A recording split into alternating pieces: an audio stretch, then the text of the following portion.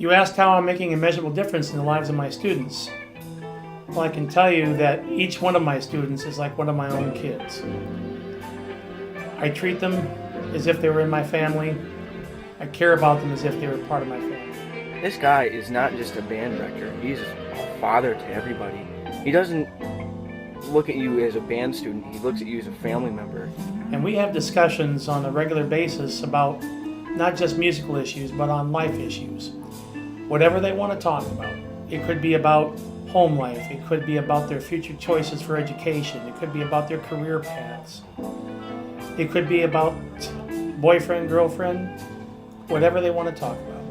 Mr. Thomas has been a big impact on my life. I remember coming into middle school band as a 6th grader and I had no idea what I wanted to play, and Mr. Thomas was like, well, just try playing the flute, see what happens. So I picked up a flute and it took me 3 months at least to get a noise out of it. But he kept encouraging me, saying, you know, if you work on those fingerings, if you get those fingering downs, by the time you get your noise out of your flute, you're going to be a great flute player. And that really sparked some interest in me in getting to work on my music and become really inspired by what was going on. And I remember going home and practicing every single day, and my parents would tell me, Hannah, what are you doing? You need to stop. You're not even getting a noise out. And I just kept going. He kept telling me that I could do this.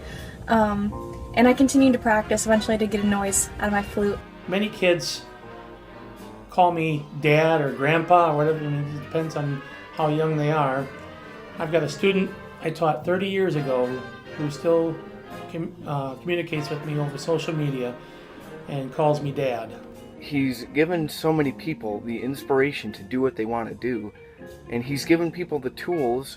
Like me, he's given me the tools to write 3 concert pieces for the concert band. He's let me direct them all. He's a person that wants to make you into the best person you want to be, and he supports you through everything you do. Every opportunity that we can to musically give back, we do. And it turns out that our community notices that. They've told our superintendent on a lot of occasions how much they appreciate our pep band at the games, and how much they appreciate the marching band at the football games and in the parades, and the jazz band, and for all their performance. He does it all here for us at Mason County Central. And most importantly, the big part of Mr. Thomas is his big heart. His big heart to share his passion for music and music education. And the results comes from the kids. They are phenomenal. They are successful. Many of them go on to pursue music education in their futures. And I couldn't be more proud of having Mr. Thomas work for us here at Mason County Central Schools and serving the kids. Advocacy for music comes in the form of public relations. And public relations comes in how you approach the public with your music.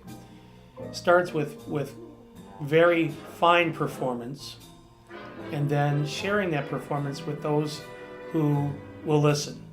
When it comes time for a vote, when it comes time for keeping music in the schools, it's going to come down to, is the music program important to the public?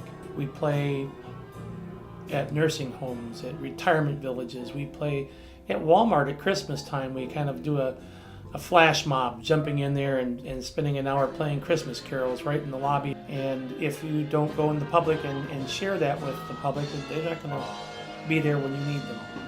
So we advocate for the school, we advocate for our program, we advocate for music in general by simply performing at every opportunity and playing to the very top of our ability levels.